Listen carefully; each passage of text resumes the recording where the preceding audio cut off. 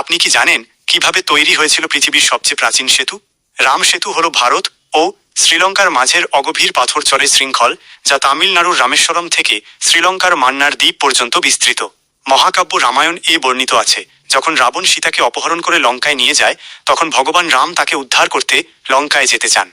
সমুদ্র পার হওয়ার জন্য তিনি সমুদ্র দেবের কাছে প্রার্থনা করেন। 3 দিন উপবাস করে ধ্যানস্থ অবস্থায় তিনি প্রার্থনা করেন।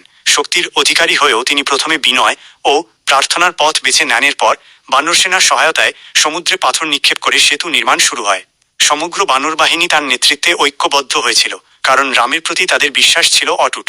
তার নাম উচ্চারণ করেই তারা অসম্ভবকে সম্ভব করার সাহস পেয়েছিল।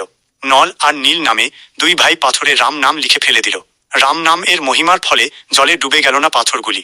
কয়েকদিনের মধ্যেই সমুদ্রের ওপর বিশাল সেতু তৈরি হয়, যাকে রাম সেতু বলা হয়। এই সেতু শুধু পাথরের নির্মাণ ছিল না, এটি ছিল বিশ্বাস, ভক্তি ও ন্যায়ের শক্তির প্রতীক, যেখানে ভগবান রামের আদর্শে অনুপ্রাণিত হয়ে অসংখ্য প্রাণ একত্রিত হয়েছিল। এই সেতু দিয়েই রাম ও তাঁর সেনা লঙ্কায় পৌঁছান এবং রাবণের বিরুদ্ধে মহাযুদ্ধে অবতীর্ণ হন। মাতা সীতাকে উদ্ধার করেন। এর ফলে সম্ভব হয়েছিল ধর্মের উপর অধর্মের, সত্যের উপর অসত্যের এবং ন্যায়ের উপর অন্যায়ের বিজয়। আপনি যদি শ্রীরামের ভক্ত হন, তাহলে কমেন্টে জয় শ্রীরাম লিখে জানান।